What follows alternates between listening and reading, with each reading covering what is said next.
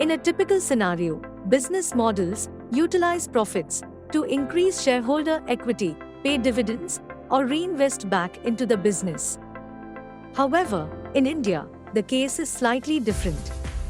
The Government of India has mandated companies to divert a small share of their profits into social and environment improvement projects. This diversion, or investment of profit, is commonly referred to as corporate social responsibility, or CSR. CSR is a law in India. On 1st April 2014, India became the first country to legally mandate corporate social responsibility. By introducing Section 135 in the Companies Act, 2013, India statutorily mandated CSR for specified companies. Now, how does the law regulate CSR in India?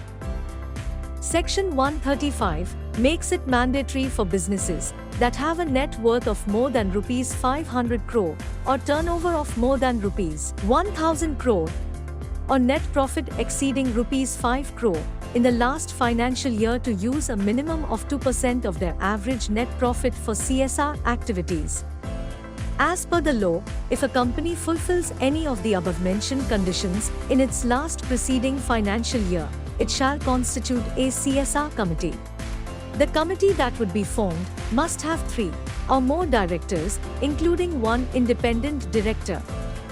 The law also provides that, if it is not required by a company to appoint an independent director, then the company must have 2 or more directors in the CSR committee. What are the duties of the CSR committee? The CSR committee must formulate and recommend a CSR policy to the company board, and that should include activities that have to be taken up by the company. The list of these activities are categorically listed down by the Government of India in the Schedule 7 of the Section 135 of the Companies Act.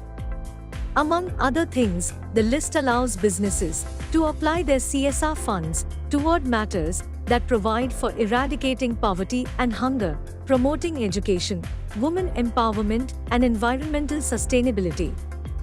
The committee must monitor the CSR policy of the company from time to time.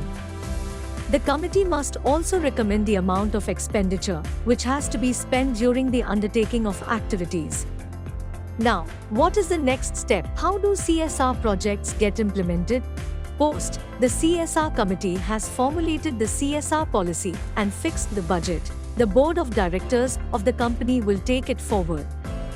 The board will approve the CSR policy. It will ensure the implementation of the CSR policy. As mandated by the law, it will disclose the contents of CSR policy in the board report. It will also publish the same on company's website. The board will ensure that the CSR spending is in conjecture with the budget decided by the committee.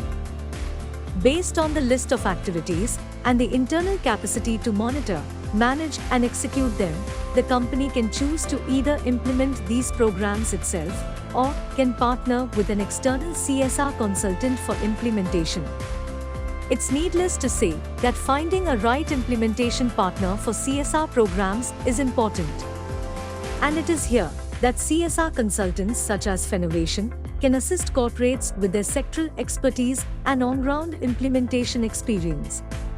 CSR consultants enable businesses to achieve maximum social impact and value for their resources.